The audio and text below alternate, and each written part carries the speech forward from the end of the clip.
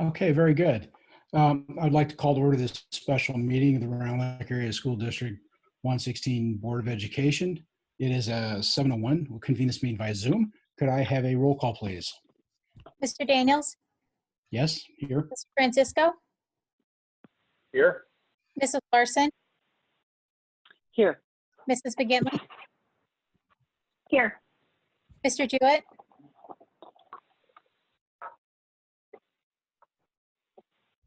Mr. Jewett, Mr. DeVere, Here. Mrs. Klingler, Here. Okay, thank you very much. I'll now take a motion to approve our agenda for the evening. So moved. So moved. Second. Motion by Mrs. Larson, seconded by Mr. Francisco. Any discussion? I have one minor amendment to the agenda for tonight. There was no superintendent's report. This is a special meeting, so that standing item will not be part of our program tonight. So item 6 on the agenda, we'll skip over that and when we get to it. Any other comments regarding the agenda?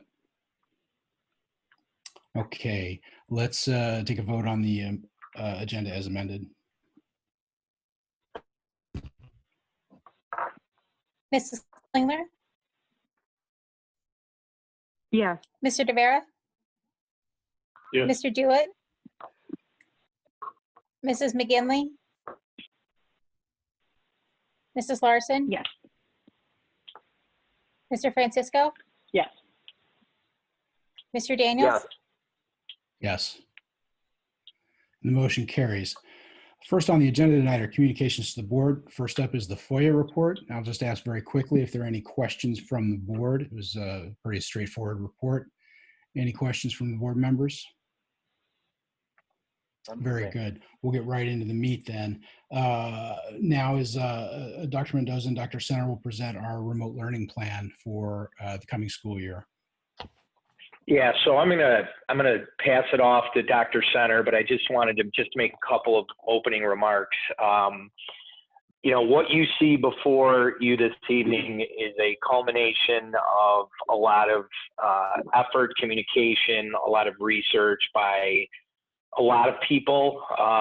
Obviously, I won't be able to name them all, but definitely the teaching and learning team, the apps team, our teachers, the leadership of the association. I mean, it's really, as I, you know, talk to my colleagues, I feel to the fullest extent possible, I don't love full remote instruction. This is probably the best option of maybe 2 options that aren't great. I think I want to be very clear. I think for me personally as a superintendent, probably about 10 days ago when we announced we were shifting and pivoting to a full remote, certainly our health department has been a really, really good partner with us and very helpful. I think I came to the conclusion that trying to implement the guidance that we've been provided was going to be extremely difficult to do in the way that it was intended. The guidance continues to evolve even in the last 10 days. There's been several important things that have changed. But just to give you examples, I think the CDC recently recommended that we didn't even have to do health screeners. Universal health screening was not recommended anymore if we were to bring our kids back. Well, most of the work that we had one of the big pieces of the hybrid plan was trying to figure out screening. So that's changed. 10 days ago, within 3 days, guidance changed twice in about 3 days relative to what high risk was, and the length of time that somebody could be with or without a mask with COVID in the school setting, and every time that happens, it's a 14-day quarantine. Another concern I had, which was significant, was trying to, we were told we weren't going to have to contact trace, but we were going to have a role in providing information to contact trace. but just even last week, the Lake County Health Department notified us that they're working to hire 130 contact tracers.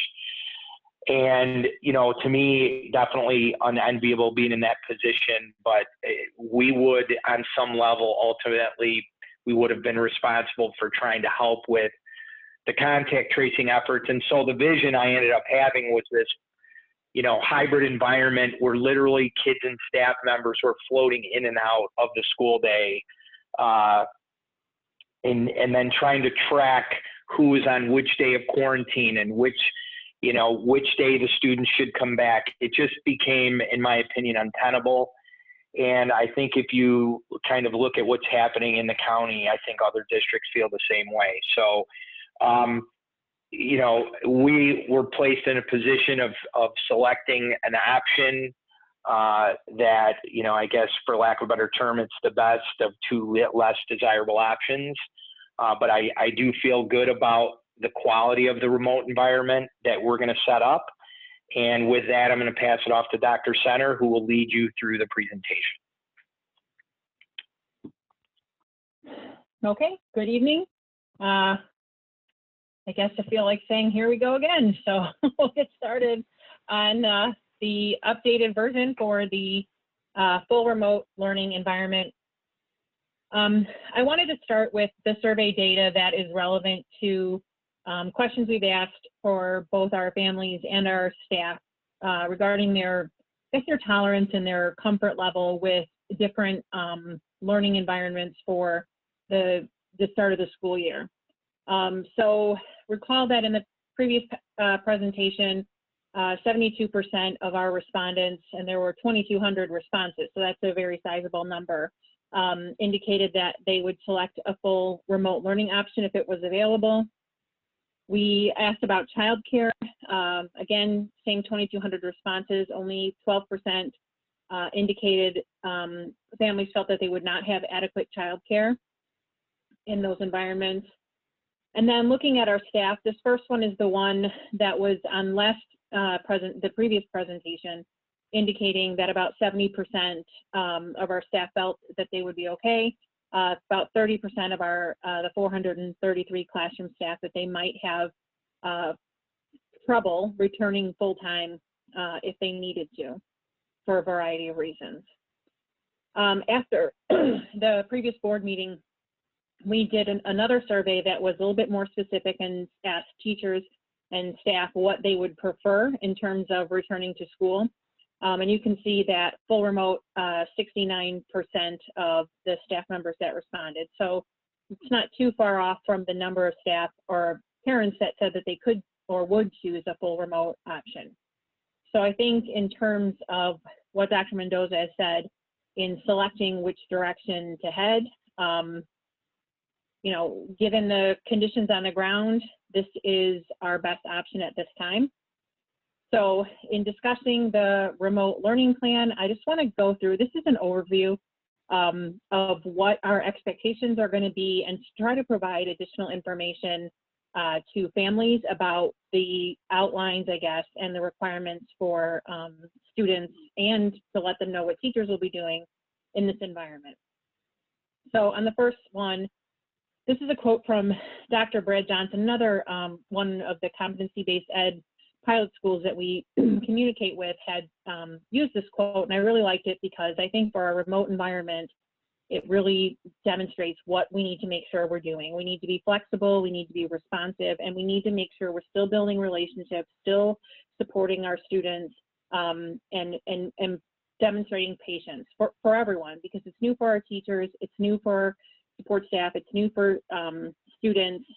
And I say new because even though in the spring we had a remote environment, the conditions weren't the same, right? We got yanked out of school, you know, we had to scramble to get things ready. And so a little bit different from what we're expecting, quite a bit different, I guess, from what we're expecting now in the fall.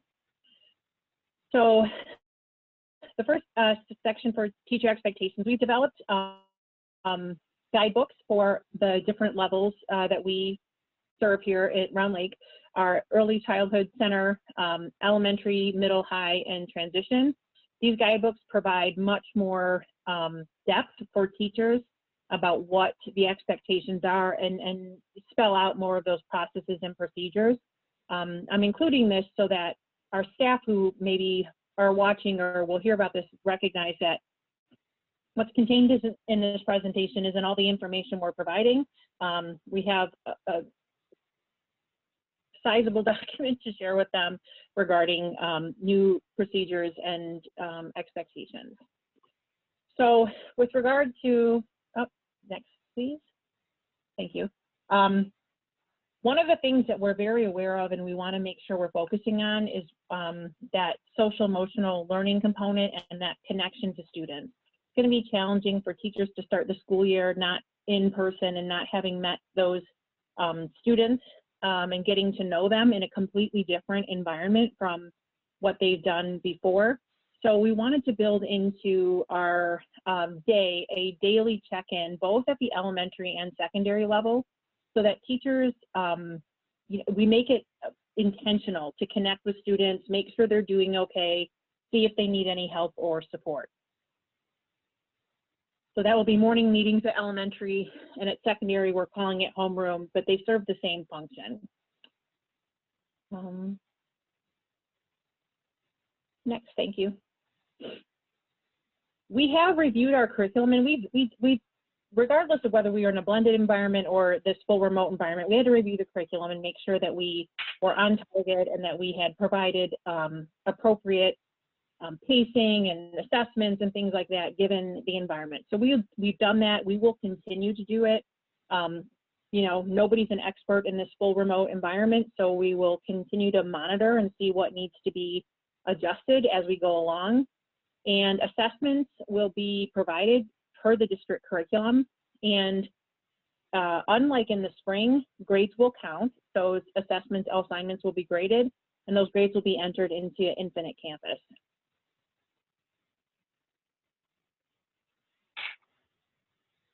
Something that's different from the spring is that we will have live or what's called synchronous lesson expectations for all staff, pre-K through 12. Depending on the grade level and the subject area, there's a slightly different expectation, and that has to do with, you know, the number of classes you might teach or the number of subjects you might teach. Obviously, elementary structure is different from middle school, different from high school structure. So we try to be cognizant of that. All of those lessons and activities that are done live will be recorded, because we know that there may be challenges that families face in being online at exactly the time they need to be, if there are daycare concerns or whatever. So our lessons will be, the live lessons will be recorded and posted to the Canvas classroom within 24 hours. In addition, teachers will be providing pre-recorded lessons on days when they're not live. So that is to teach a targeted skill or, you know, continue the lesson from the previous day.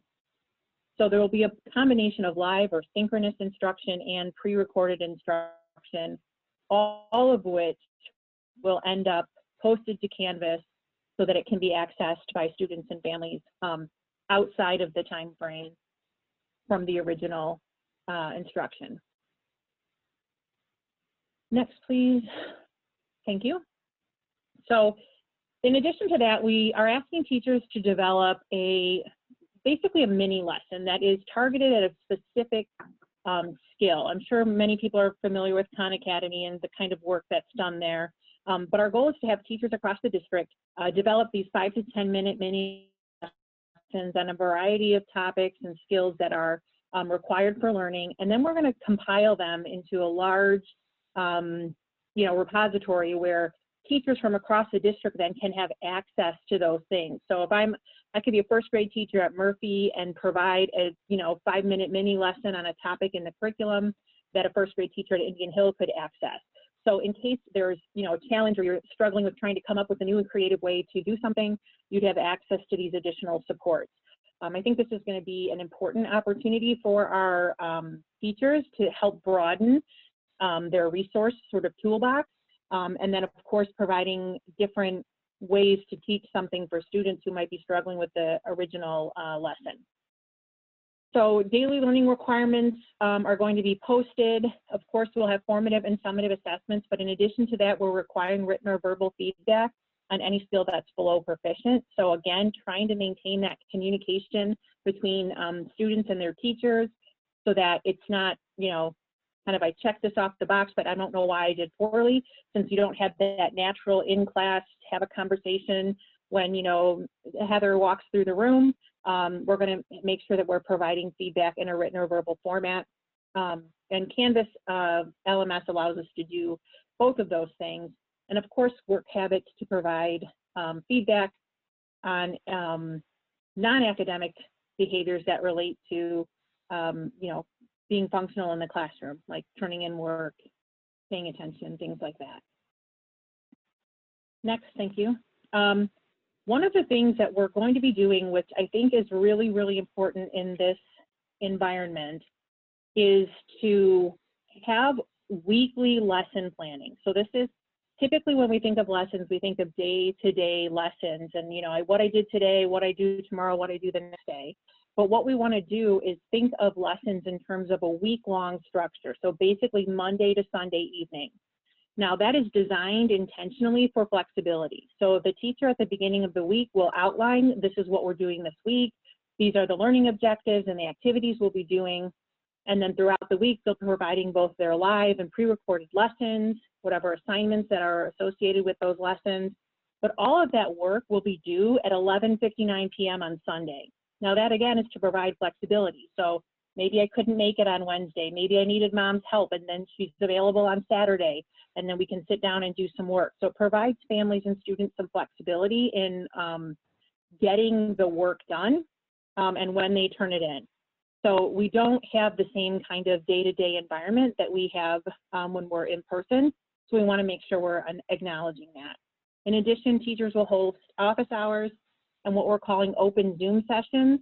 So at times when there are pre-recorded lessons, the teacher will still be required to have a Zoom session available. So if a student watches the pre-recorded lesson during their, you know, English 1 time, they would have access to the teacher to ask follow-up questions during that time.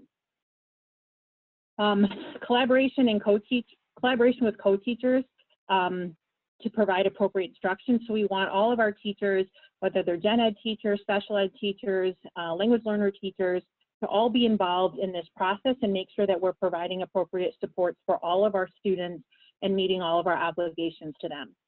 And then of course we want our teachers to be active in their PLC meetings, which is again additional support for teachers, and other professional meetings like professional development, where we'll be continuing to support teachers in this new environment. All righty. So one of the things I want to point out is that even though this is a different environment, it doesn't mean that we can't, you know, develop excellent instruction or have students find effective ways to learn. We just have to sort of commit to this new environment, be creative, and find ways to do that. So one of the things that my team has been working on is developing a lot of PD for teachers to help them mimic similar processes in a new way. So how do I do small group instruction in a remote environment? You know, because it's a good practice in an in-person environment. So how do I, you know, replicate that? It won't be precisely the same, but what can we do to implement that particular learning strategy? We want to make sure we're differentiating instruction. We're providing corrective opportunities for students. So there are ways to do all of those things.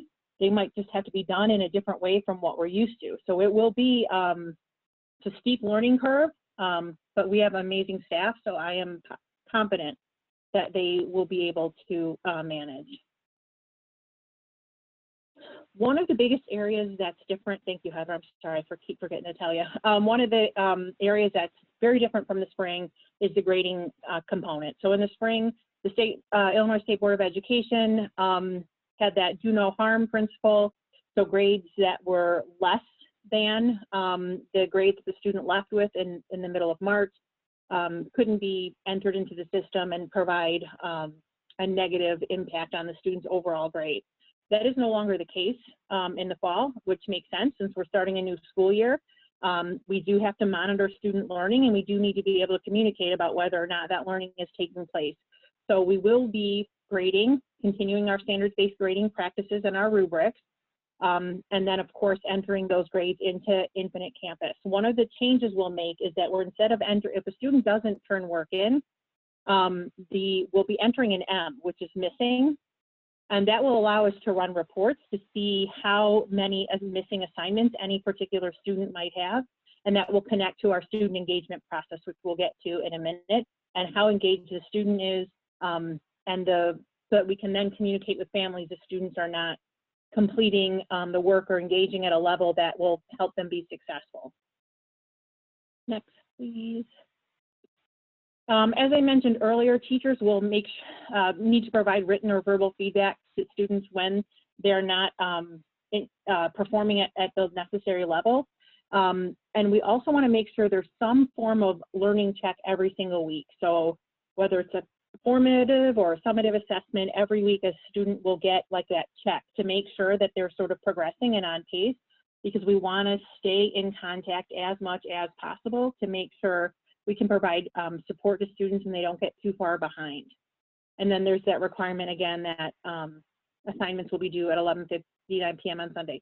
It says accept assessments, and I wanted to say something about that. So it might be the case that I'm providing an assessment to the students, and I might say it's due, like if today's Monday and I assign it, it's due on Tuesday. And that might be based on the type of assessment it is, how long the teacher and the course team decide to leave the assessment out there. There's a couple of factors that could go into that. But again, with our commitment to families about being patient and understanding and things like that, we want to make sure that we're communicating as much as possible and when we're giving those deadlines to make sure that they're reasonable.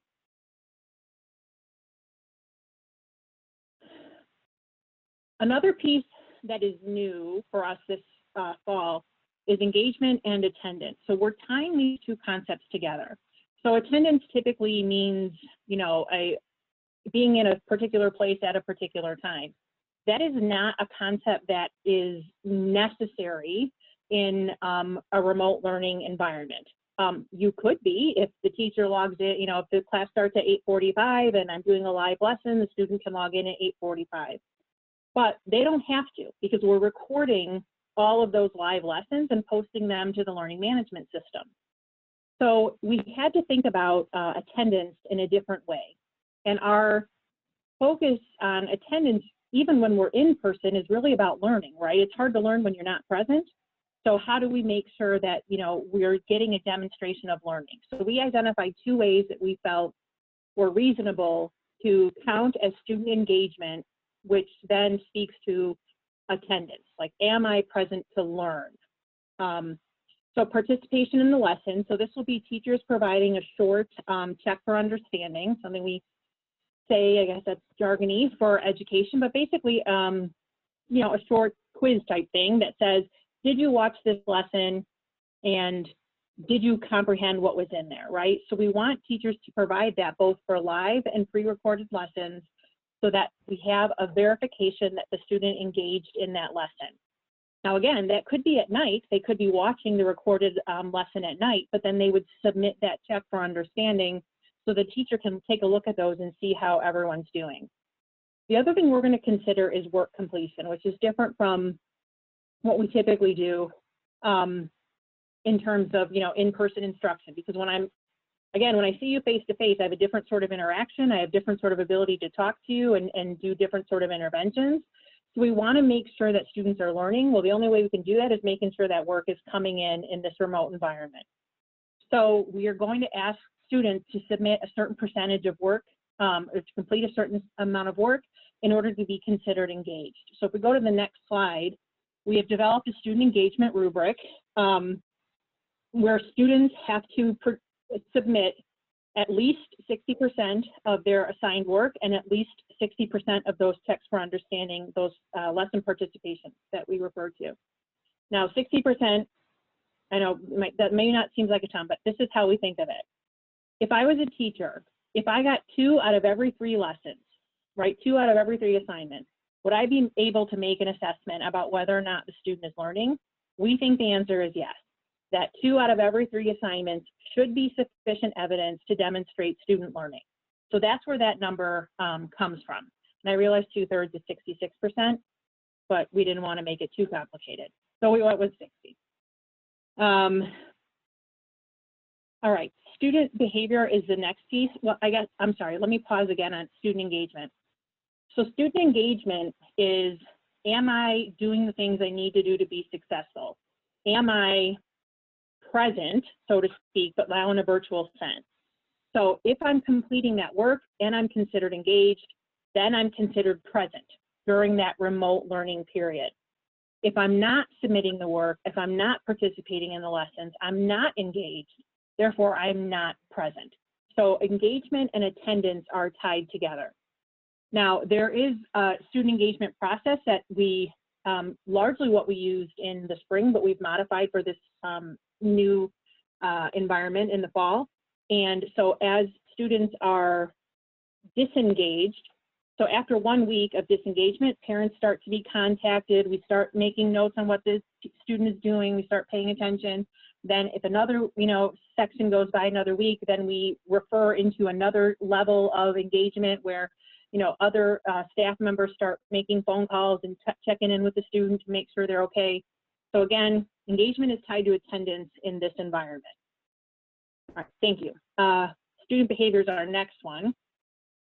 So board policies apply in terms of student appearance, bullying and harassment, things like that. So we want to make sure that even though we're in a remote environment, we still have expectations for student behavior. And in additional to that, additionally, we've also created a remote learning behavior matrix that teachers will be implementing in order to provide feedback on how students are doing specifically in that remote learning environment. So we do have, again, behavioral expectations. I know it seems odd a little bit, but we're on all Zoom call. We're all today. We have our volume muted. We're paying attention. I hope, and then, we're getting through this. We want the same thing for our students and our teachers. All right, professional learning is the next slide. We have.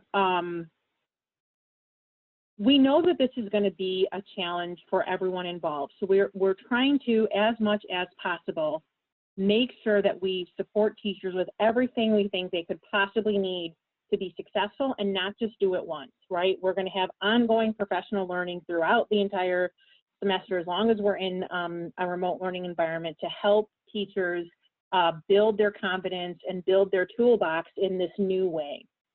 So obviously with communication, content-specific meetings, and something that we've come up with, which we're calling success teams, this is all about remote learning, right? So we've connected people from across different buildings to meet monthly to have conversations about what they're doing in those remote classrooms, what has been effective, what needs to be tweaked, so that they can get different ideas from different people across the district, and they'll be led by some of our teacher leaders and some of and the people who are those super tech savvy that we all have in all of our buildings in order to support everyone. So we have the traditional, professional learning with our Round Lake University. We have content specific work, and then we added additional component to support teachers in this more tech specific environment. Alrighty, elementary. So I don't spend as much time here. These are our schedules. One of the things we heard from teachers in the spring was difficulty with early lessons or early requirements, and this idea that we should move the school day back a little bit to try to give students a little bit more time in the morning. So we did that for all of our schools. So you'll notice that elementary probably looks similar in that they start about 8:30. The middle school and the high school start later as well. So we have these, throughout the day, there's an expectation that the core content areas are taught. We have our specials time, PLC for teachers, and then making sure that we are looking at providing lunch breaks, which would also be lunch breaks for students at that time. Now, this doesn't mean that a student has to be live online, say for LA from 8:45 to 10:45, that's 2 hours and that's crazy. But it does mean that during that time, the teacher will be scheduling, a 20-minute session where they might be working on phonics, right? So remember I said at the beginning of every week, they're going to say what they're doing for the week and what those activities are, which includes when they'll have those live sessions.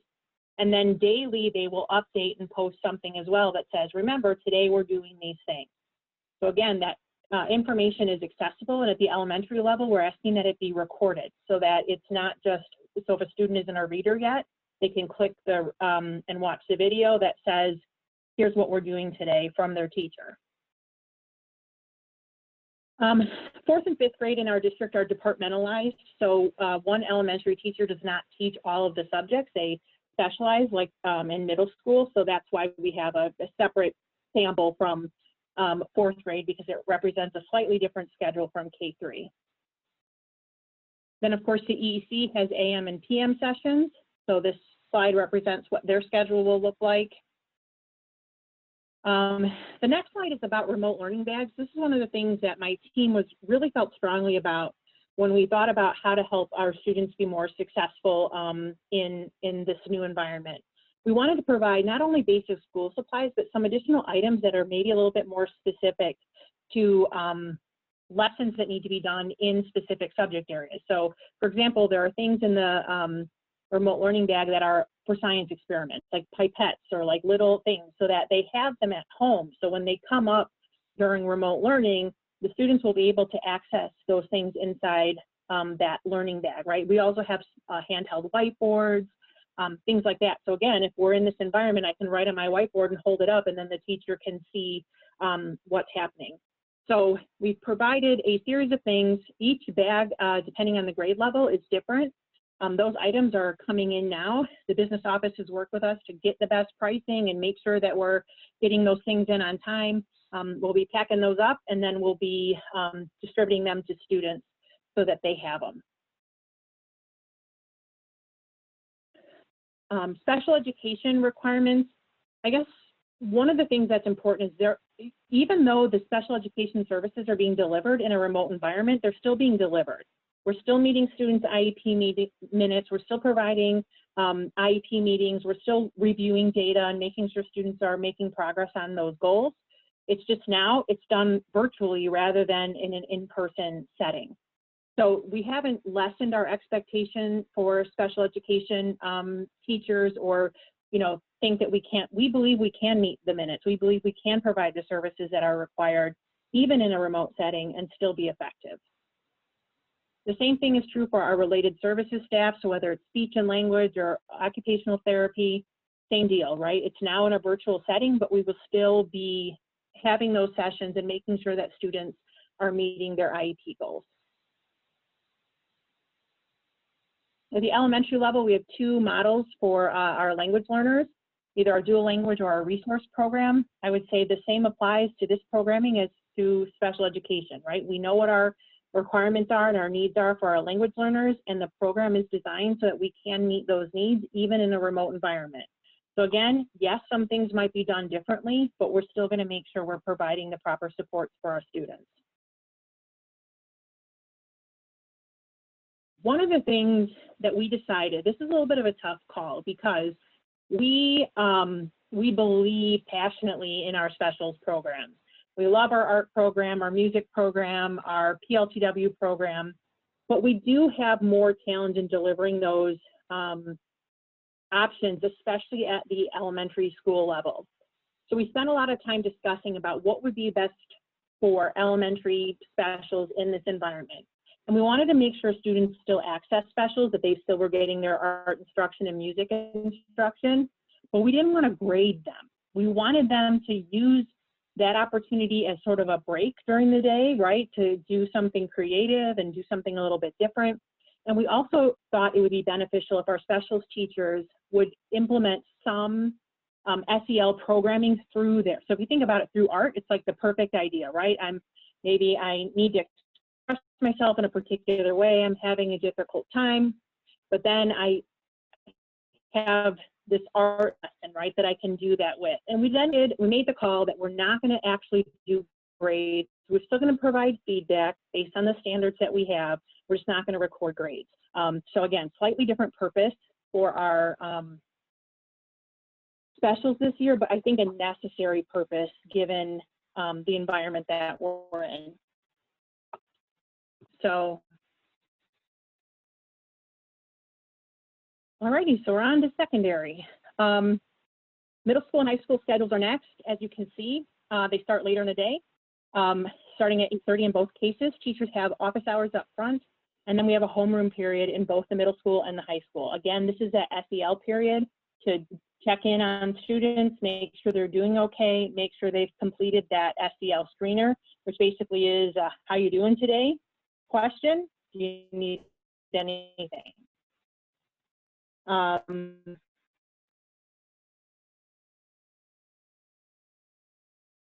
The Transition Center as well has the schedule for students, again, starting at 8:30. It obviously depends on the remote learning environment. So job coaching, job training, we're gonna still have all of those opportunities, but going to work sites while we're remote learning is something we won't be doing. Part of that is because there are restrictions at different work sites depending on what they're dealing with in their particular, whether it's a store, whether it's assisted living or something like that. So in order to just kind of respect what our boundaries are and whatever, we'll be doing those things in-house with this work. So providing that coaching, providing that training, but not going on site while we're in the remote environment. So these special education slides are exactly the same as they were for elementary because, again, it doesn't matter that it's secondary, we're still going to meet those expectations for our special education students and all the minutes and requirements that we have, both from the IEP and, of course, through the law. And the same thing for language learners. We have a slightly different program at the secondary level, but we will, again, make sure we meet the needs of our language learner students. We have some students who are placed out of district for different needs, and of course we have students who attend the tech campus. So as we continue, we watch and we're seeing what's happening with CEDAL schools or whatever, that's, we will do what those schools are doing. So if they were having kids partially in person, we would be sending our students. If they're doing remote, then those students would be remote. And then Tech Campus recently said that they're going to start remote for the beginning of the school year. So our Tech Campus students will be remote, right? So we're just following the guidance of the schools that they have, would be attending. Alrighty, so health and safety was a big component of the previous presentation. And as we talked about this, we thought, you know what, health and safety is still important. We're not going to, we're not going to give up on that, but it just looks a little different now that everyone's remote. So we're definitely going to have an emphasis on social emotional learning and support for students in terms of those daily check-ins, positive behavior rewards, coaching, differentiation of instruction, all of those things support students. But we also thought it would be important to make sure we're supporting our staff. So we're going to, that's the next slide.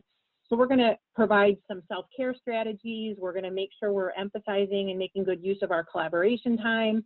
We're going to provide a strong professional learning opportunities for our staff, and then try to make sure wherever we can that we're celebrating and having positive opportunities, because again, it's going to be a challenge for everyone, and we want to try to highlight what's happening that's going well and, just give people those celebrations that they deserve.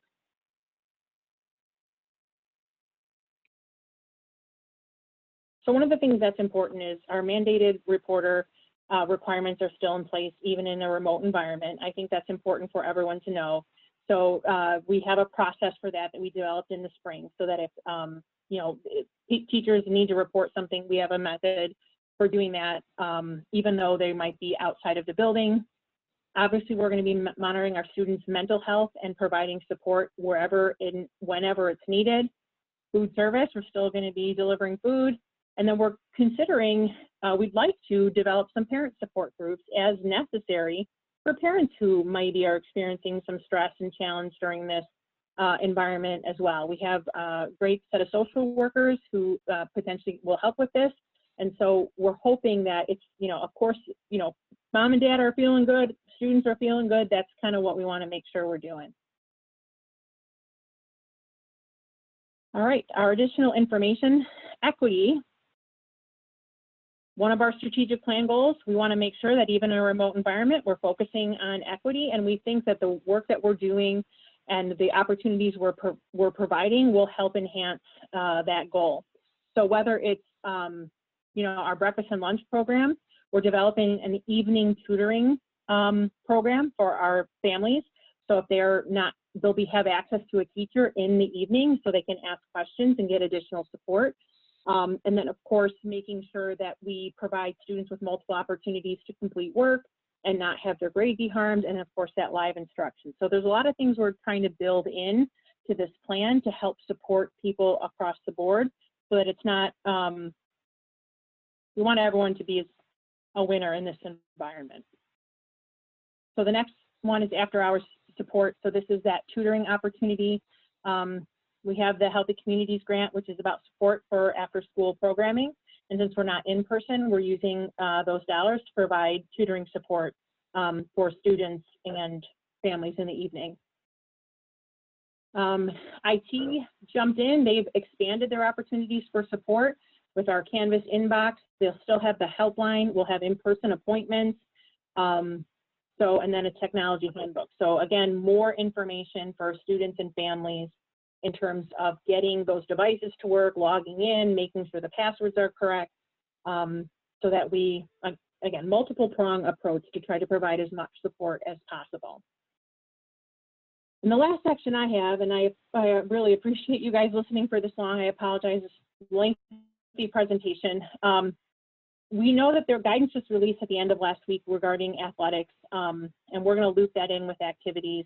We need to review what it is we can do in person, or not in person, in a remote environment. What makes sense? Do we have clubs that we can do? My guess is yes, probably. But then what does that look like? How is that going to work? So we're having those conversations right now. Largely will be guided by what the governor's office and the IHSA or IHSA say, but that has not been solidified at this time. That's why it's not here in this presentation. We still have to go and work on that, and especially because the guidance came out later last week and we've been sprinting to get all of this work done. So that will be forthcoming. Now, if I didn't bore Mary to tears, then she's got the, the next section.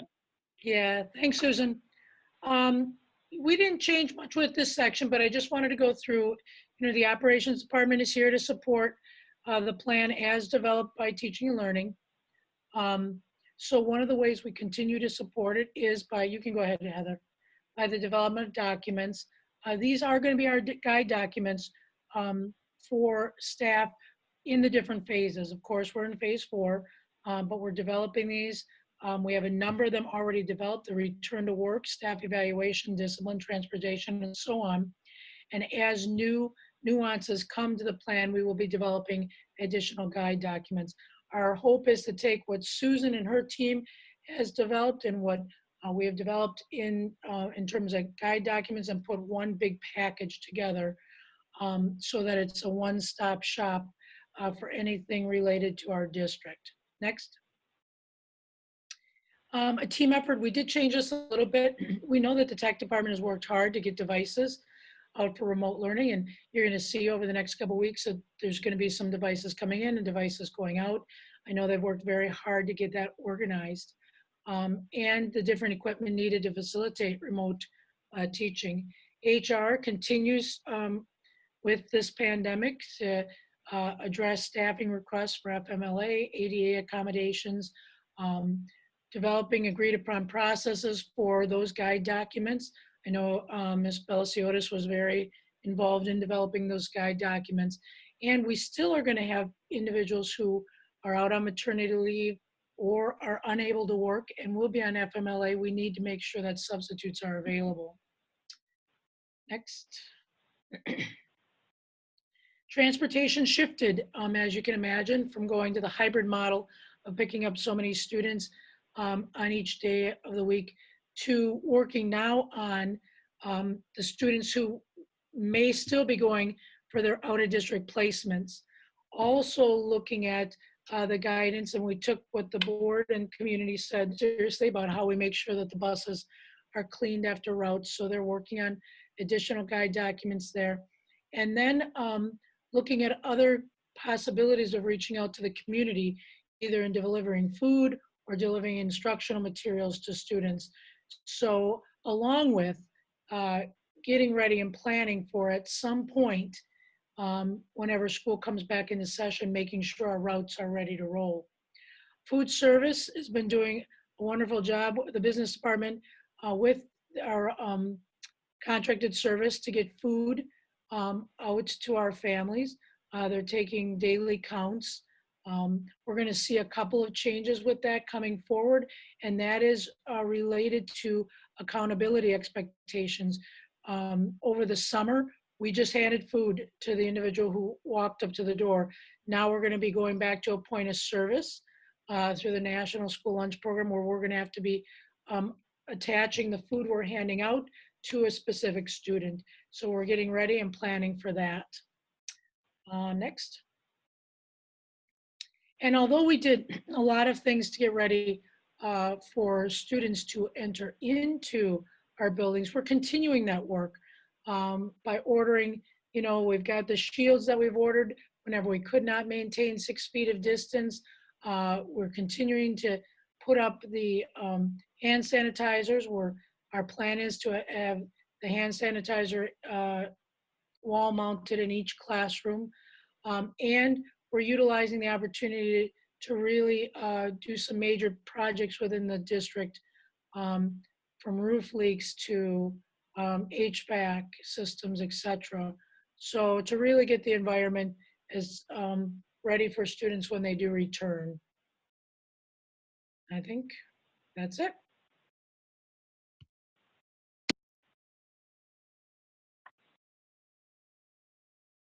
So at this time, certainly turn it over to the board, and the team is available to answer any of your questions. Thank you. Thank you for the presentation. Thank you for the quick turnaround from our last meeting to prepare the alternate path.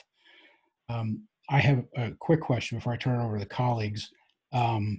There's a note in there that says assessments will be in Canvas in a timely manner. Curious what the definition of timely manner is and what our benchmark is for that. So our expectation is that teachers will update Infinite Campus weekly with grades. So every Monday/Tuesday, grades will be updated in Infinite Campus. Okay. And then, as I'm sure you've thought of this, but I want to bring it up anyway, because having students of my own, I know that they are world-class procrastinators. And if they have until Sunday at roughly midnight to have an assignment in, they'll have it in at 11:59 and 59 seconds. The assessment deadline will have to be mindful that any assignments that fill into that for preparing for that assessment are timed out in a way that allows them their habitual procrastination. That's not hereditary at all. Yeah. Well, students, I think, aren't the only ones who procrastinate. So, that's part of the goal in having a weekly plan rather than a daily plan, right? Is that providing that opportunity to address the needs across the length of the entire week, which then would of course include assessments, and providing that guidance to students in this is the path that we need to take to get it done. Now, I think you guys know some students do, every single assignment in order to work well and succeed, and some students do not do every single assignment and still can be successful and succeed. So again, that flexibility and fluidity is inherent in this environment, and we want to make sure that we're aware of that across the board. Very good.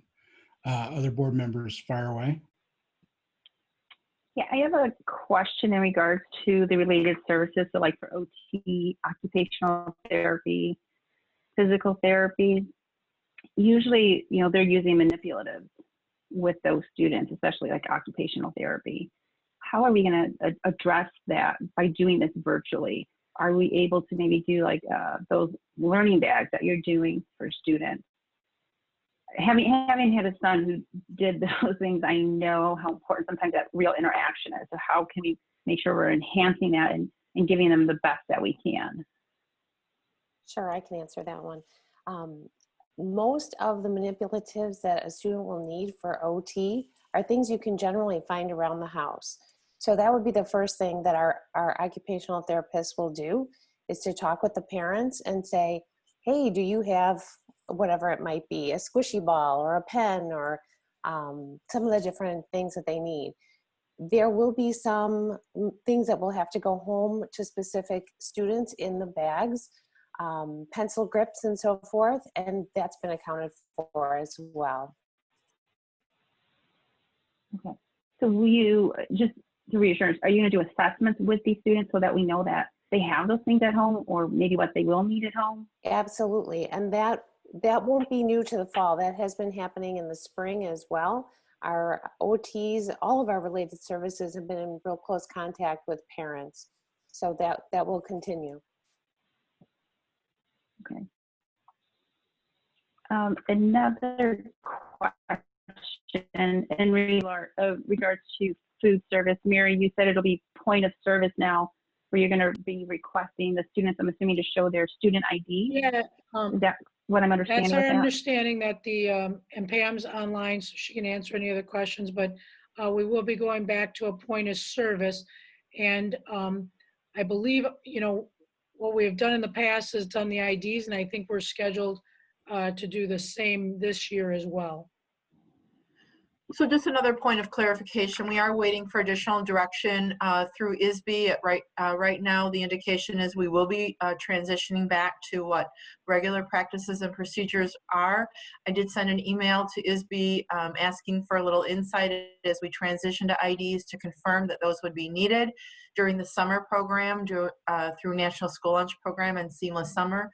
We did not need IDs, so we'll certainly follow guidelines that ISB provides for us regarding food service. Okay. The reason why I asked is, as you said, Pam, we didn't require IDs in the summer, but we have some students that attend maybe not their neighborhood or home school. So how, you know, this is just for an example, maybe they're attending Indian Hill, but in their neighborhood is Murphy.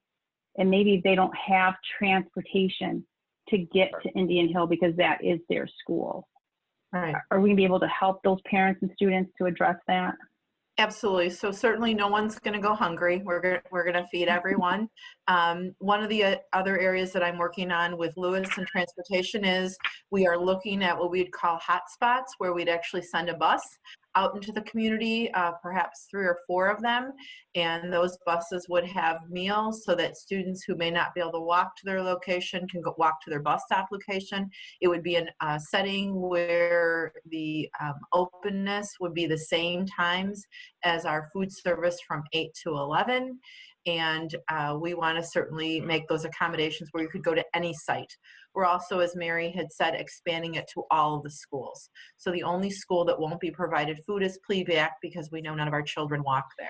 And we're working out Okay. the ID, you know, typically, usually the where the student resides, in where they go to school is where they get their lunch.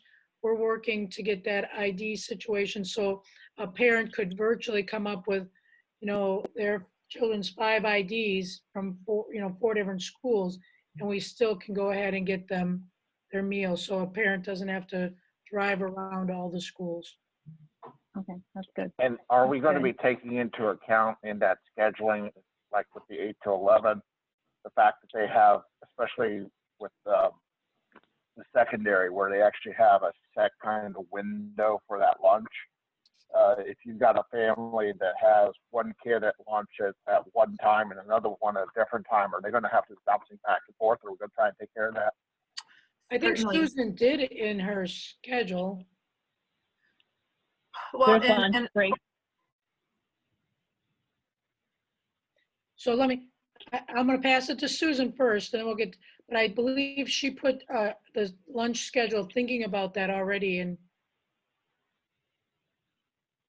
Yep, so students have lunch built into their schedules, whether they're elementary or secondary students.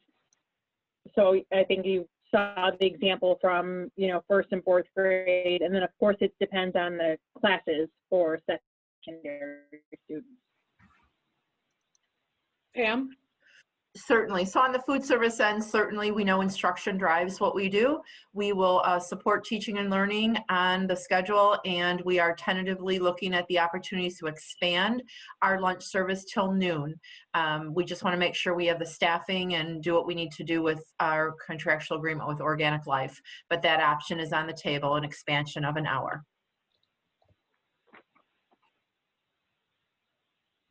My last question is back to the tech students. Since they'll be virtual, will the parents be contacted by Tech Campus directly, or will we be facilitating that for those students who will be doing Tech Campus? So who the parents know who to look to for that direction and assistance?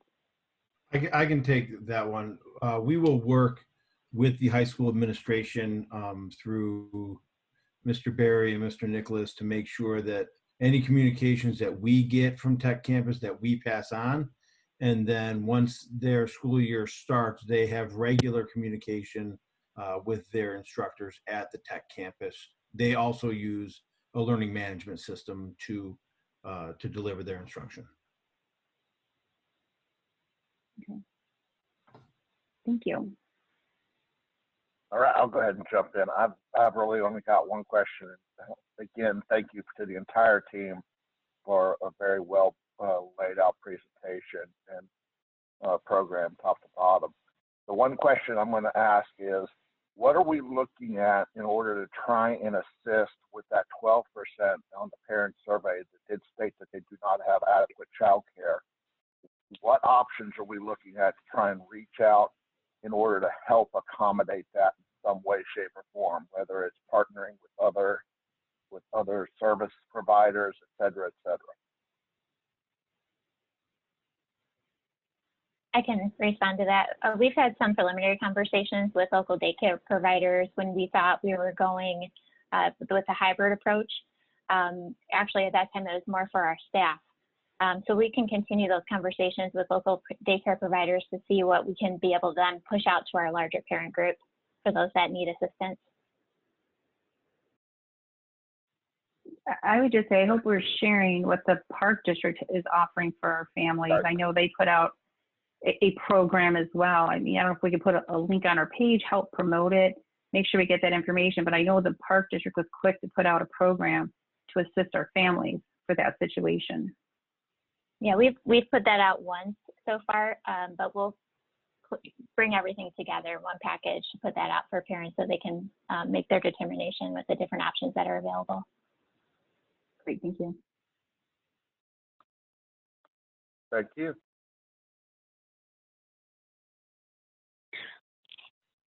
Okay, I'm going to jump in if nobody has any at the moment, unless you want to, Peg. Can you hear me?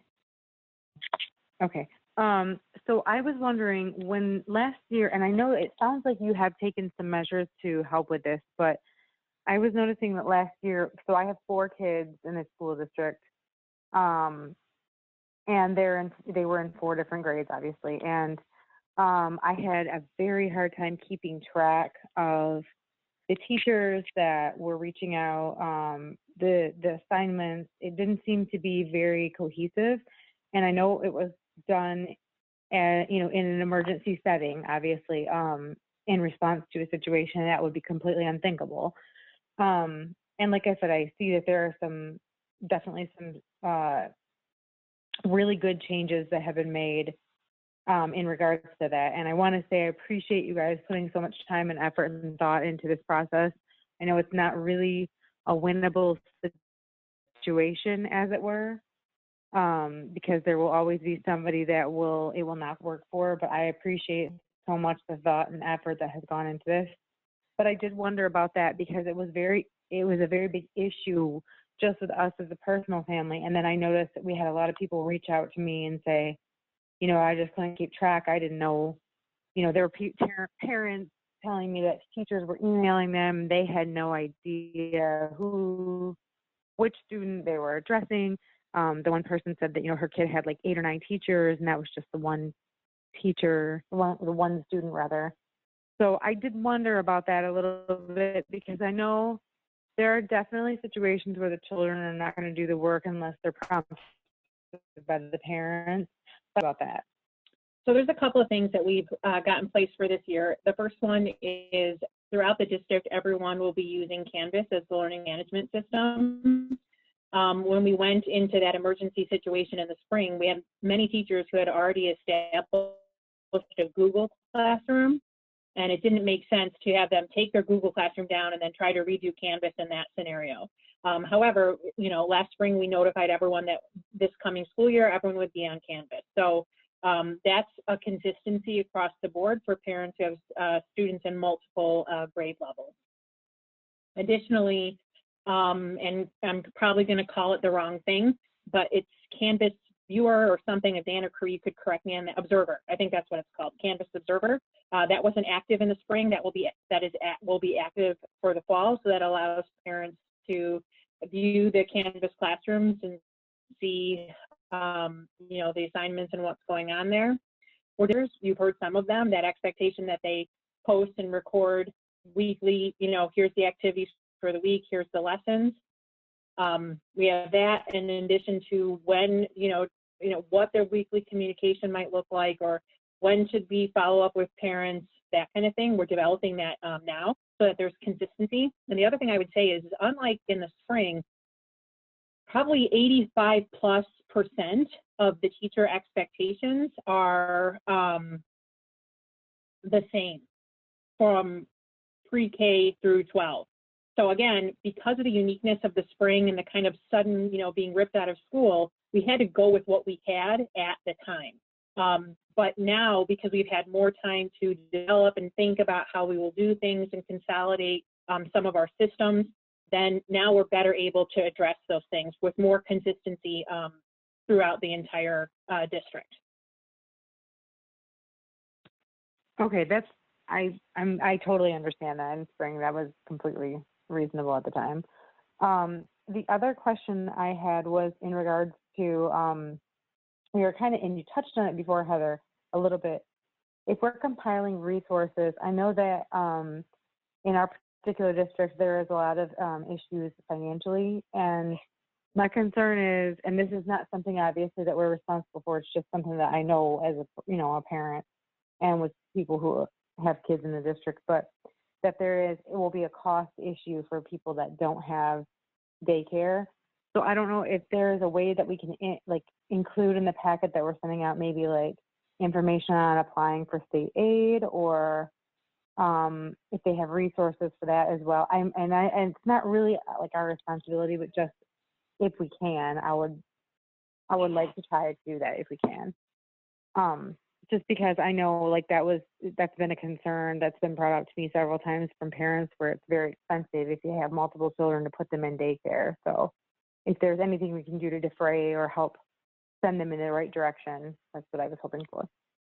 I wanted to thank you guys, though, again, like I said, for all the effort that you've put into this. It really seems like you were very diligent about it. I know there was a lot of concern about the blended learning, and I just really respect the way that you approached it and the way that you responded to the concerns. So I just wanted to let you know again.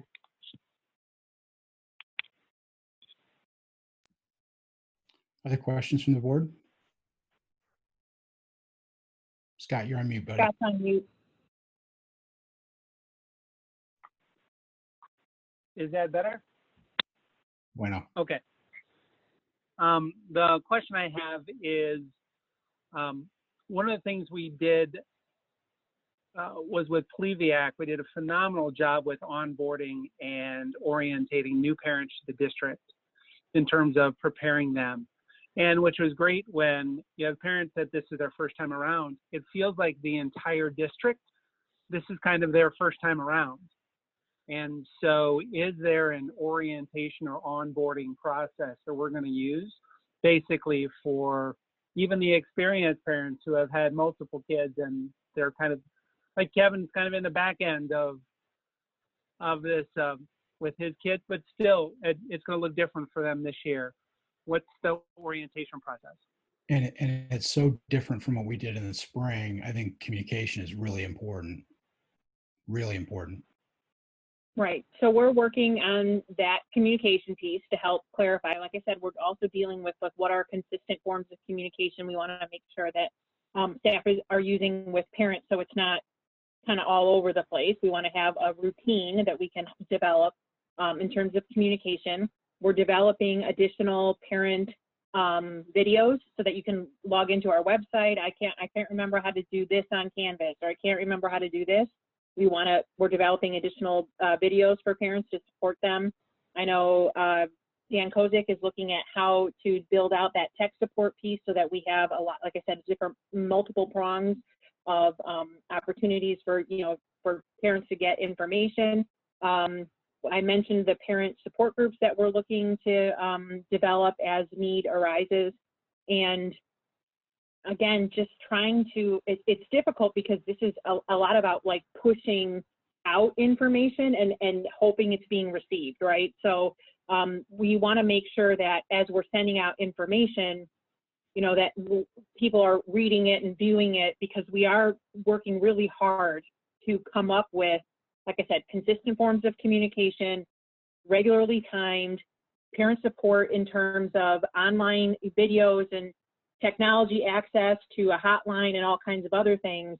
But again, in this environment, it changes the nature of that communication, because once it's out there, it has to be consumed. So this is probably a little bit more Heather's area than mine, but just making sure that our parents are consuming the information.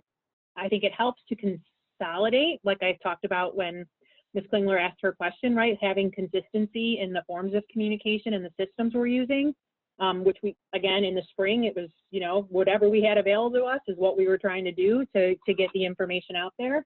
But there's no denying it changes the dynamic of how, there's no in-person stuff. So how do I make sure you're doing it if I can't see you and verify, right? It's out there. Is it being consumed? So.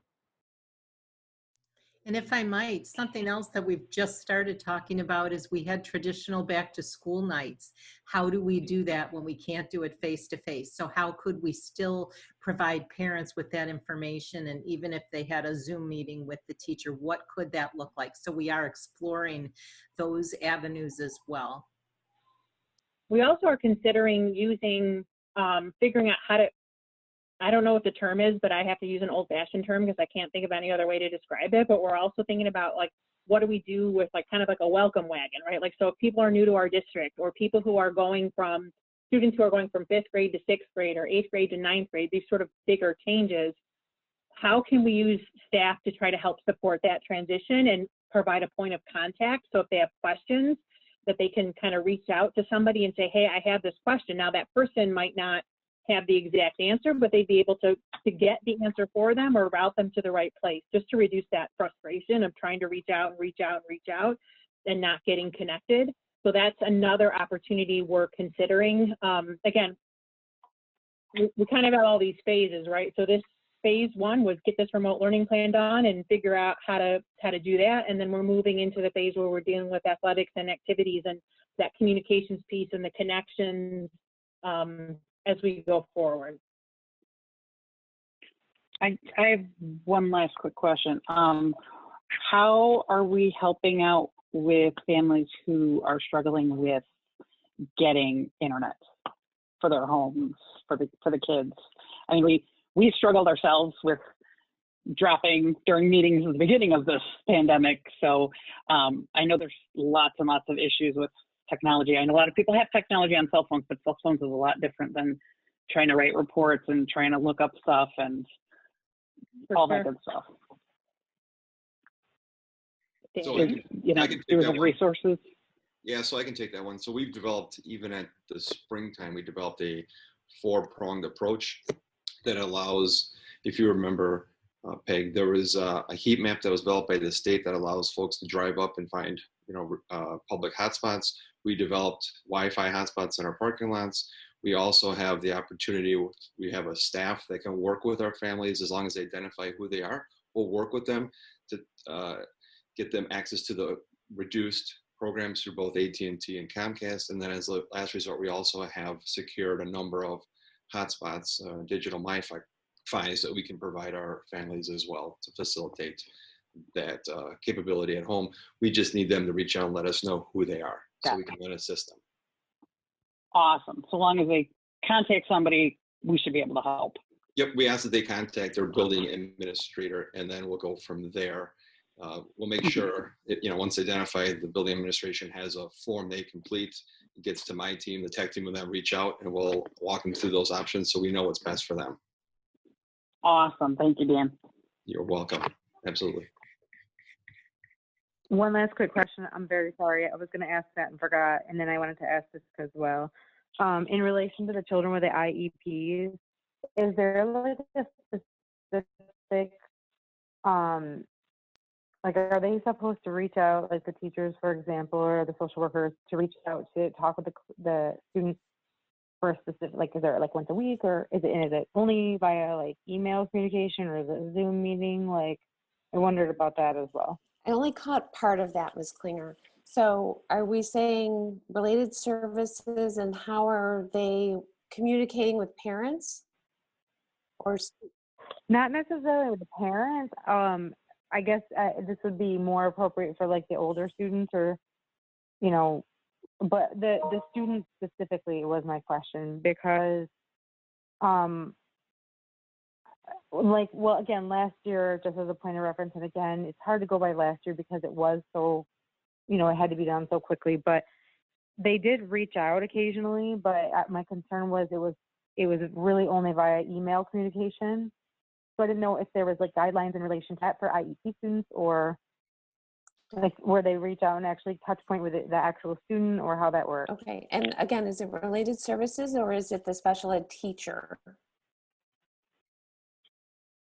Well, I wasn't sure because during like spring, for example, they were reaching out to the student via email communications, but it was a social worker, I believe. So, and part of what we've developed is guidelines for teletherapy for all of the related services.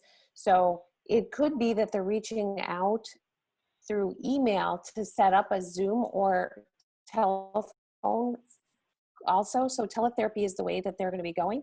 Depends on what the IEP calls for. Some of our related services will be pushing in or co-servicing, if you will, within the gen ed classroom, or if it's a smaller self-contained special ed classroom, they may be participating in some of the groups within that setting as well.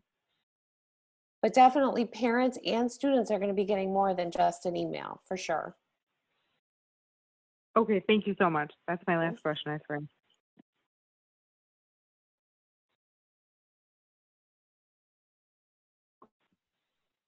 Any other questions from the board?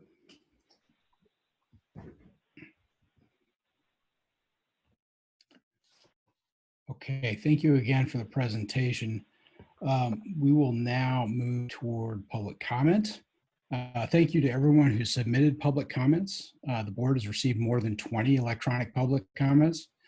All comments will be limited to 3 minutes. While the board has the authority to permit additional time, we want to ensure that all submitters have an equal amount of time to have their comments shared.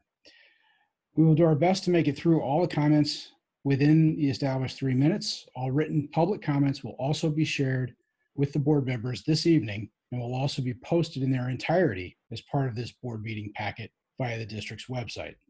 We will first open the floor to anyone on site who is present to state their public comment. Once those are complete, our Executive Director of Engagement and Community Relations, Heather Bennett, will read the public comments submitted electronically.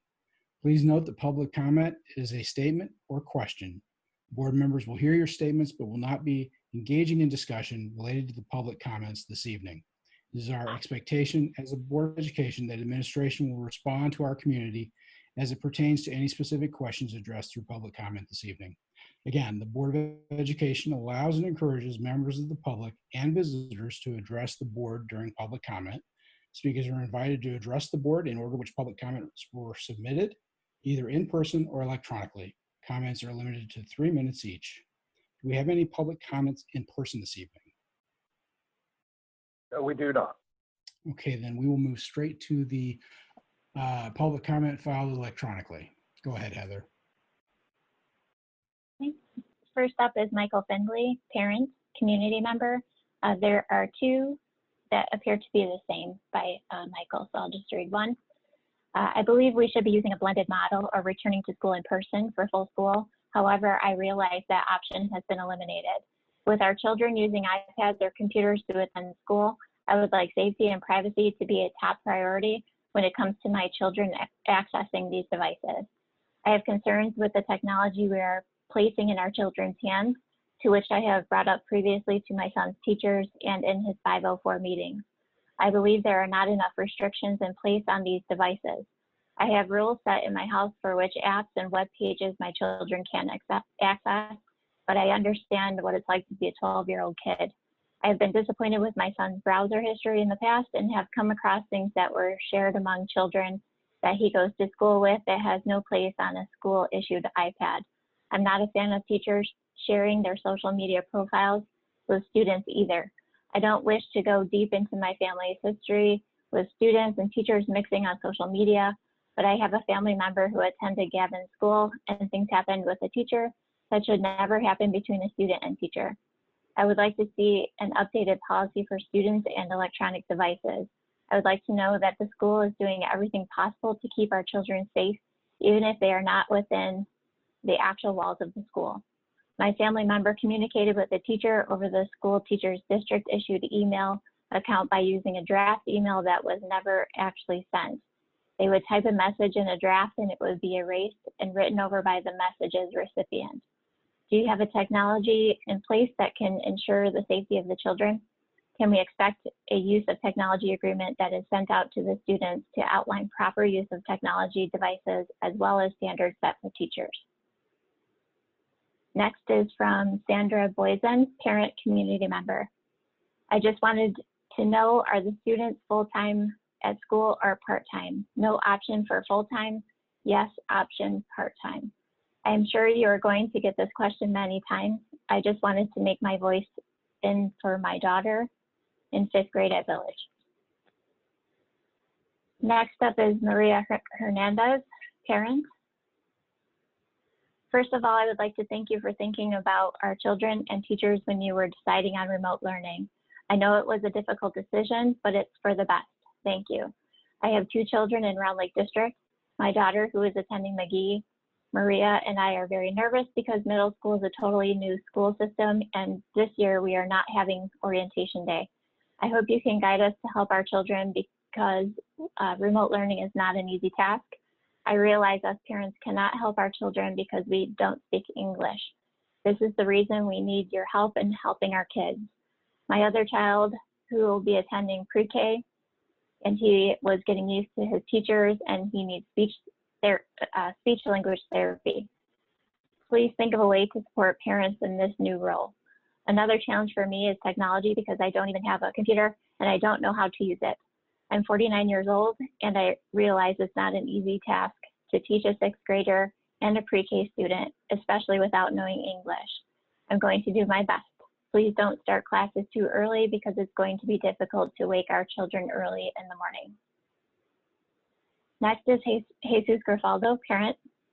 What type of help are you giving to parents to navigate to check in on those kids, on their kids' homework and grades to make sure their kids are learning and doing assignments on time? Are we planning to give extra support to our seniors?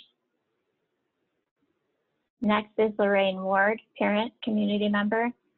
I congratulate you on your decision to adopt full remote learning for everyone's safety. All of you are very special to our community. I'm looking forward to a rigorous curriculum to challenge our students and a rigorous environment to challenge our teachers. Students and teachers will be analyzed by me, and I'm very demanding on my child, and I expect no less from our great teachers. Good luck, stay safe, and be at the top of your game. Next up is Annabelle, parent, community member.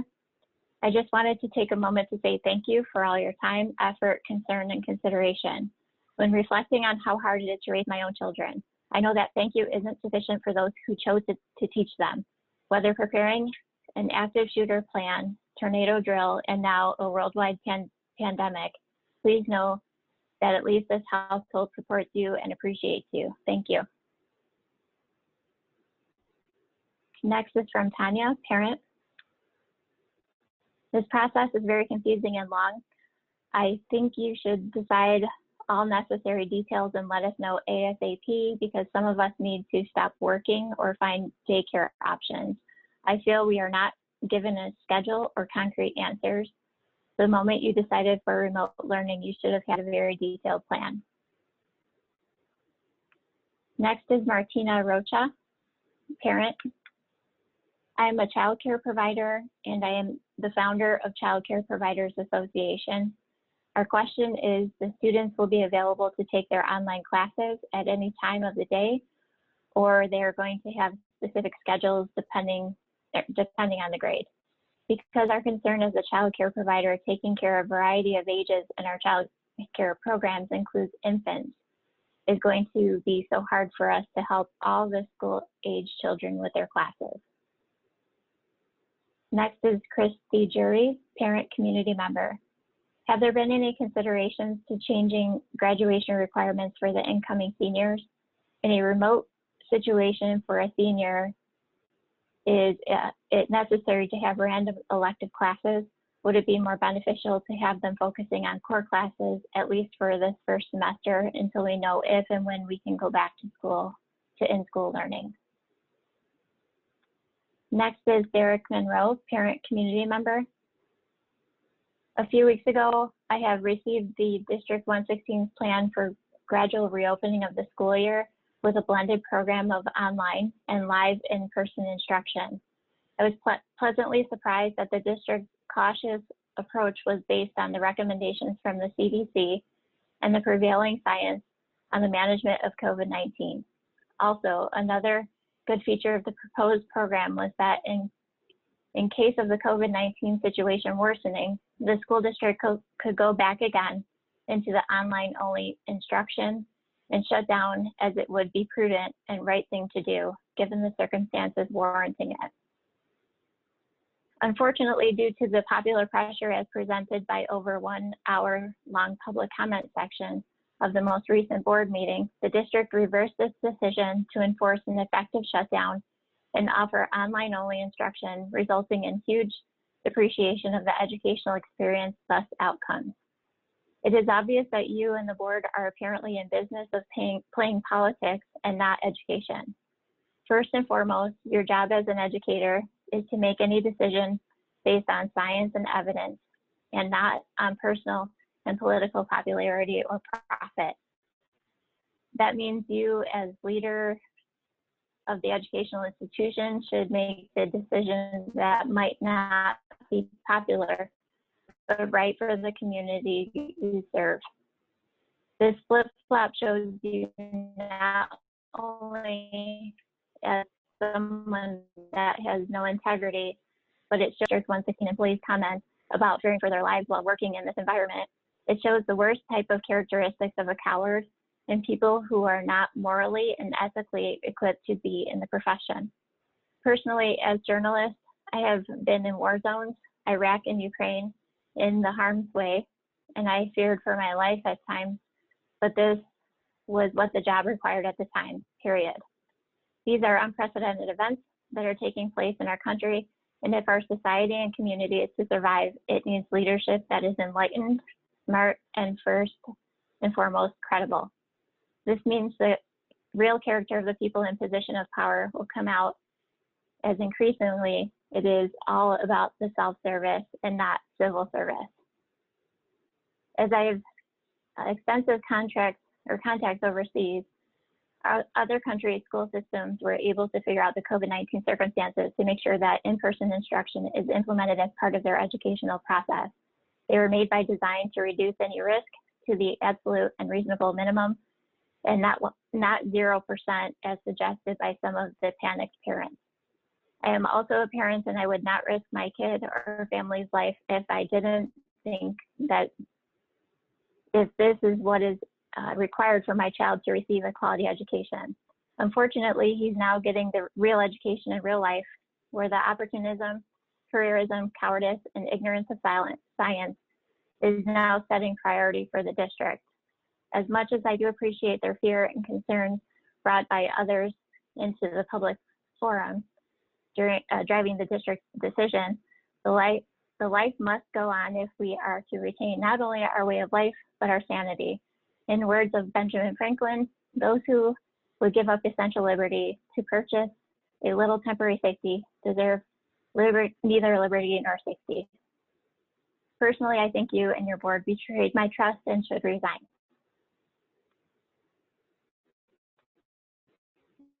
Next up is from Judith, parent community member. I am parent of a soon-to-be 7th grader. He deals with ADHD, and remote learning makes it very hard for him to learn and understand a lot of his assignments. How can he be helped and not feel so much stress on him since he can't go to school? Will there be any teachers available for extra help? Thank you. Next is Brenda, parent community member. School supply list also for high school driver's ed meeting teachers. Juliana, parent community member.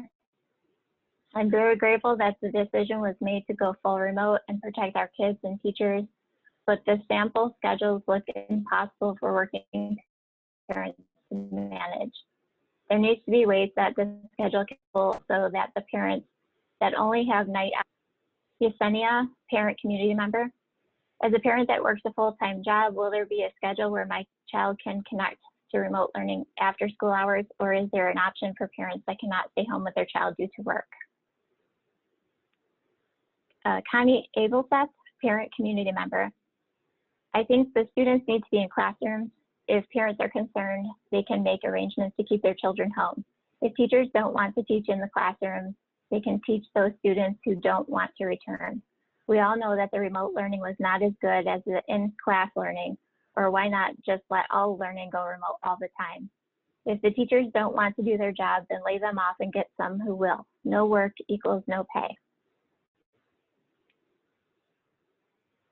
Second comment from Michael Findley, parent community member. Why are the expectations for children to be logged into school? Sorry, let me start over there. What are the expectations for children to be logged into school who will be attending a daycare center? I have 3 children who will all be attending a program while my wife and I will be at work. 2 kindergarten students who have very little experience with a computer and a 7th grader who require supervision and prompting to stay on track. This is exhausting to think about as a parent, and even with the cost of full-time daycare for 3 children. I don't feel it's a daycare center's job to provide my children with an education. This is the school's job. Cynthia Camarada, parent, community member. Will school supply lists be made public so we can buy supplies while they're cheaper, so when school does resume, we will already have them? Kelly, parent community member. Is there additional help or somewhere in this process to keep the students on track? We are a family with 2 working parents, 1 working remote in the home and 1 out of the home. The remote learning situation with a middle school student and a high school student at the end of the year was very difficult. Teachers were hard to get a hold of and were inconsistent. I tried to keep track of everything and work at the same time. I was failing. I asked for help. I reached out to the principals at the middle school and the high school. At the middle school, I was directed to a social worker. The social worker said it might be a good idea to take some privileges away. Most of everyone's privileges were taken away at that point in April, and I was offended. The information she had about Zoom meetings was incorrect. I contacted my son's teachers myself. I had to coordinate everything as a working parent. I could not keep up with it. 1 teacher never responded. The other social worker that stepped in tried to keep me up to date, but some of the teachers didn't answer her. We were aware of some of the homework, but not all. What are we going to do? What are we doing so that this doesn't happen? At the high school, my son has an IEP. His case manager tried to help, but it was still hard to keep him on track with the days and times of Zoom classes and not knowing what the homework was. If a parent is reaching out for help because they know the students are failing farther and farther behind, help should be given. Parents should not be criticized for asking. Next is Dawn De Rohan, parent community member. What happens if the parent is unable to start their child's school day at 8 o'clock? And what happens if the child is late for or missing the meeting? How are partial day and full day absences being monitored and or assessed, such as for doctor's appointments or sick day? How will you know the difference between lack of participation and sick days? Next is Marla Rivera, parent. Will the daily learning schedule allow working parents to complete assignments in the evening? Will our child need to be logged on participating during certain times of the day? For example, both my husband and I work during the day, so my mother watches our son. However, there is a language barrier and she will not be able to assist with e-learning. So it leaves us in a tough situation, having to decide if one of us will have to stop working to be home during the day, as he's 7 years old, going into 3rd grade, and requires assistance during e-learning. As parents, we're looking for detailed information on the exact structure of the school day and what time he'll be required to be logged on, participating with his class and teacher. School starts in 2 weeks, so we need to know now so that we can try to figure out how we're going to make this work as a family. Next is Jay, parent. Will there be any child care subsidies? Specifically, are there any subsidies for single parents that work full time and will now have to pay full daycare rates where their children will be during the day? Also, same parent, what about music, art, and gym? It's important for kids to get exercise. Are you planning any outdoor, indoor activities for the kids? Maybe small groups of PE classes in a field or gym every week or 2 weeks. And last question from Jay, I can't depend on my 1st and 3rd grader to teach me how to use apps and do their homework. What kind of support will you give parents for this? And that's all of them. Thank you again to everyone who submitted public comment. Heather, thank you for reading them in the meeting. That concludes the public comment portion of the meeting. And if the board doesn't have any questions, we'll move forward to, let's approve some minutes. Right. I need a motion to approve the July 20th, 2020 regular board meeting minutes. So moved. Second. Motion by Mr. Jewett, seconded by Mr. Rivera. Any discussion? Roll call, please. Mrs. Larson, Yes. Mr. Francisco, Yes. Mr. Daniels, Yes. Mrs. McGinley, Yes. Mr. Jewett, Yes. Mr. Rivera, Yes. Mrs. Klingler, Yes. And the motion carries. Takes us to other business. First up is the intergovernmental agreement. Is there anything, Mr. Fink, is there anything you'd like to present, or are we good to go on that? We discussed it last time. No, we're good on that. Just to follow up from the last meeting, if anyone has any questions or anything, I'd be happy to answer them. Okay, fire away on that. Right. I need a motion to approve the intergovernmental agreement with the Village of Brown Lake for the school resource officer at Brown Lake High School. So moved. Second. Second. Motion by Mrs. Klingler, seconded by Mrs. Larson. Was it you, Peg? Any discussion? Roll call, please. Mrs. Klingler, Yes. Mr. Rivera, Yes. Mr. Jewett, Yes. Mrs. McGinley, Yes. Mrs. Larson, Yes. Mr. Daniels, Yes. Mr. Francisco, No. Motion carries. I need a motion to approve the second reading and adoption of board policy 2:220 Board of Education meeting procedure 4:180 pandemic preparedness management recovery 7:40 non-public school students, including parochial and homeschooled students 7:190 student behavior 7:340 student records 7:345 use of educational technologies, student data privacy and security. So moved. Second.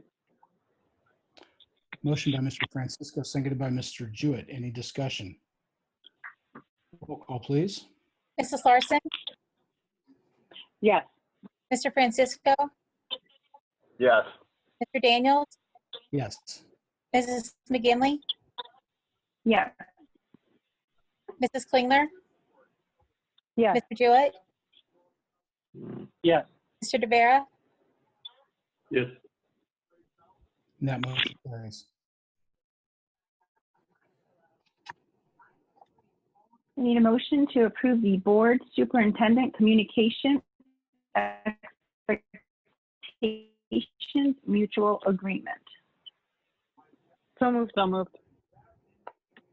Motion by Second. Mrs. Klingler, seconded by Mrs. Larson. Any discussion? I have a couple comments that I want to make before we vote on this.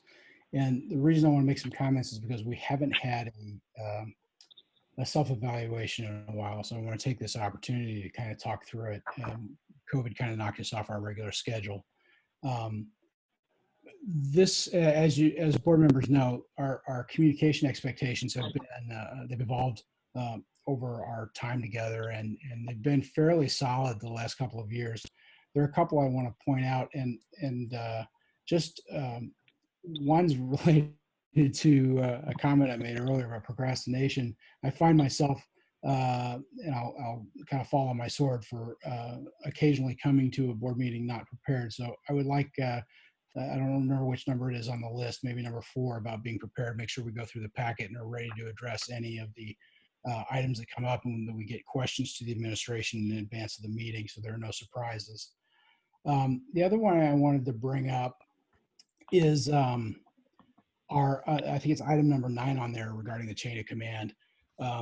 We frequently have conversations with parents throughout the district or with staff members in the district, and we're all outgoing, friendly people, and we like to be in a position to be able to help people. We're helpful individuals, but we have to remember that we have this tattoo on our forehead that says BOE.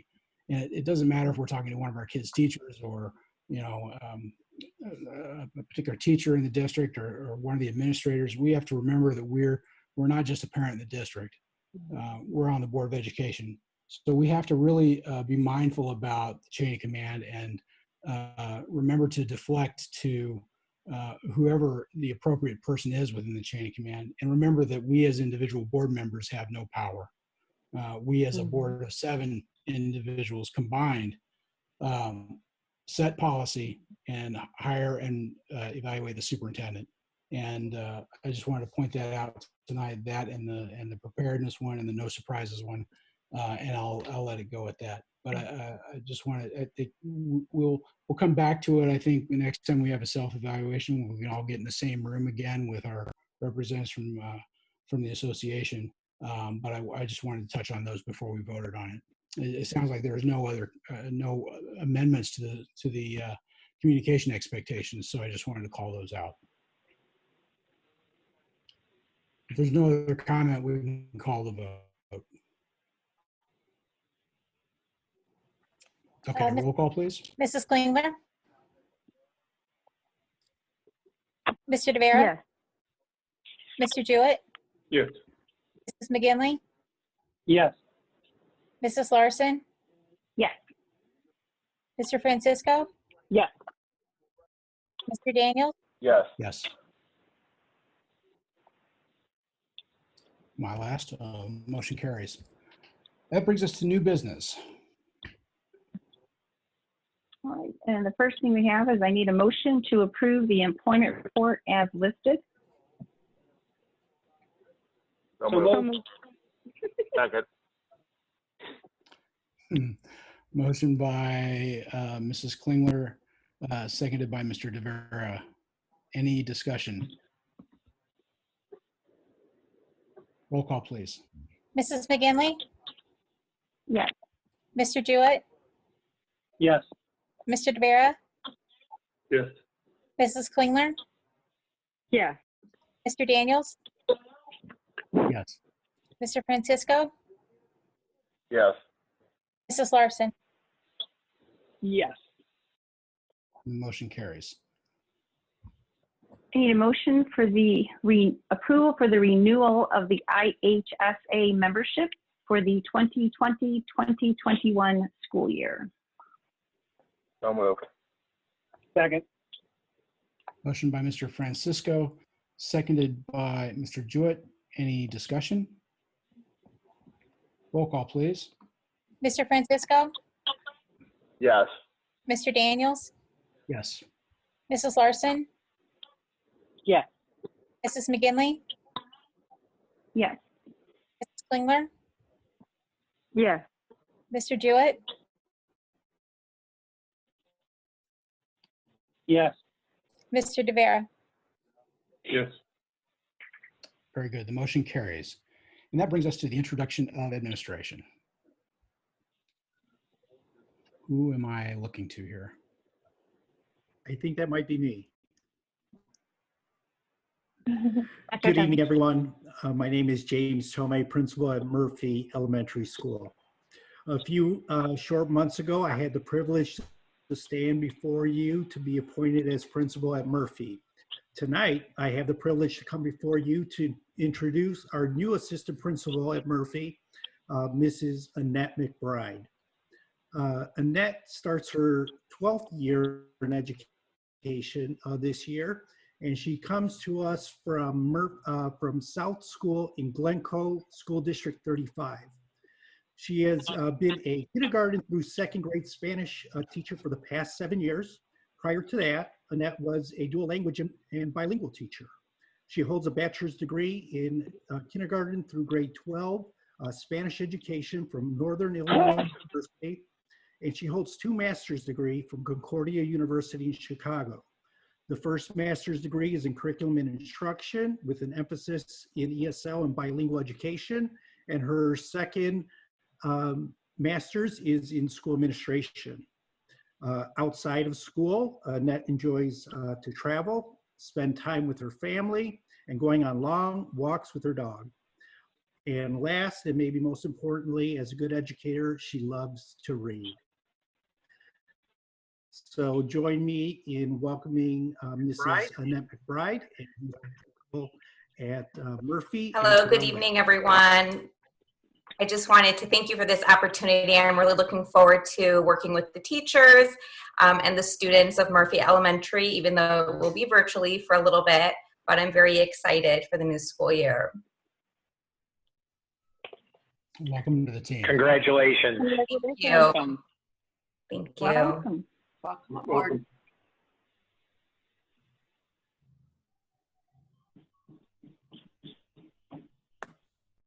Okay. I think that brings us to positive occurrences. Any positive occurrences to share, board? Well, I'm excited. The electronic turnover starting tomorrow, so we get to my family gets to turn in their middle school iPads and pick up their high school ones. So very excited and psyched for the whole team, and really impressed with how everything's going. It's an exciting time. Pretty excited after doing virtual sports where they can. I know my daughter has some sports activities she's involved in. She's really happy to do the Zoom meeting, so just wanted to put that out there. And I do have to say, you guys did an awesome job. That was a huge undertaking, a huge presentation that you guys did for us earlier on the distance learning, and that it was awesome. You guys did a great job putting that together, and I know it must have taken you a gazillion hours, so it was wonderful. Thank you. Any other positive occurrences? Now let's move to future agenda items. We got something we haven't discussed recently? I don't have any. Going, gone. All right then. I will take a motion to go into closed session for the purposes of discussing the appointment, employment, compensation, discipline, performance, or dismissal of specific employees of the public body, including legal counsel, exception C1. The discussion of minutes of meetings lawfully closed under the Open Meetings Act, whether for purposes of approval of the body of the minutes or for semi-annual review of the minutes, exception C21, and collective bargaining matters, exception C2. So moved. Second. Second. Motion by Mr. Jewett, seconded by Mrs. Klingler. Any discussion? Roll call, please.